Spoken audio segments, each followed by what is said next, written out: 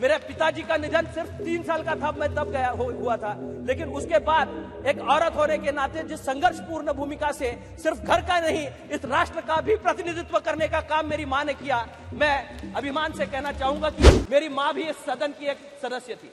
मैं छोटा था तब उनके साथ यहां संसद में आता था और मैं उनको बात करते देखता था। 5 बार वो लोकसभा का चुनाव लड़ी, 3 बार हारी और 2 बार जीती।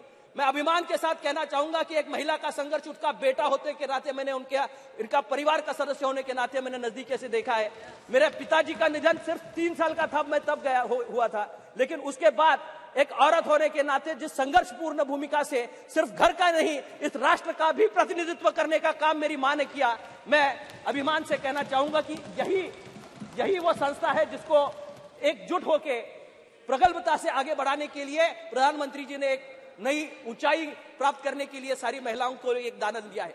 मैं जिस जिले से आता हूं वो तारा रानी का जिला है। रानी लक्ष्मीबाई हो, तारा रानी हो, झांसी जी की रानी हो, कितनी तो रानियां हैं जिन्होंने इस देश में अपना अस्तित्व राज्य अपने बलबूते प्रस्थापित किया, लेकिन आरक्षण की इस देन की वजह से सिर्फ महिलाओं को इसका उत्कर्ष करने की कारण नहीं है।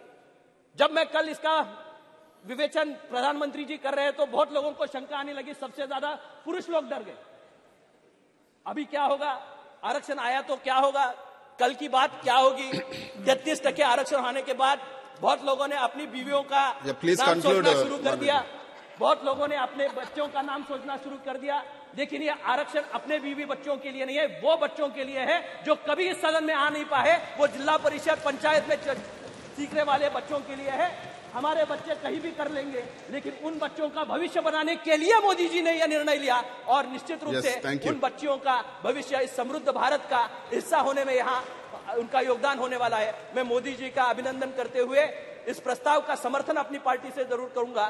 तारा रानी भी एक ऐसी रानी थी जो अंग्रेजों के खिलाफ लड़ी थी, जो अंग्रेजों के खिलाफ लड़ी भी और अपना स्वराज्य करने के लिए मुगलों के खिलाफ लड़ी और निश्चित रूप से स्वराज्य का रक्षण उसने किया। जब जब परिस्थितियां आती है तो महिला संरक्षण की भूमिका में आती है। नम्रता उनके पास है, ममता उनके पास है, उनके पास विजन है और न्याय की भूमिका से जब वो आती है, एक माँ की भूमिका से जो आती है, इस भारत को हम लोग माता कहते हैं और इस माँ भारती की सेवा के लिए उसकी बेटियां आज भारत की इस सबसे बड़े सभागृह में आने वाली है।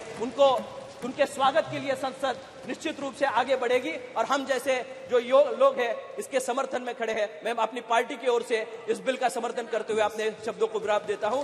बहुत बहुत धन्यवाद। महाराष्ट्रातील सर्व बातम्यांचे विश्वासार्ह व्यासपीठ, सकाळच्या सर्व सोशल मीडिया प्लॅटफॉर्मला लाईक, फॉलो आणि सबस्क्राईब करा। तसंच सर्व नोटिफिकेशनसाठी बेल आयकॉन प्रेस करायला विसरू नका।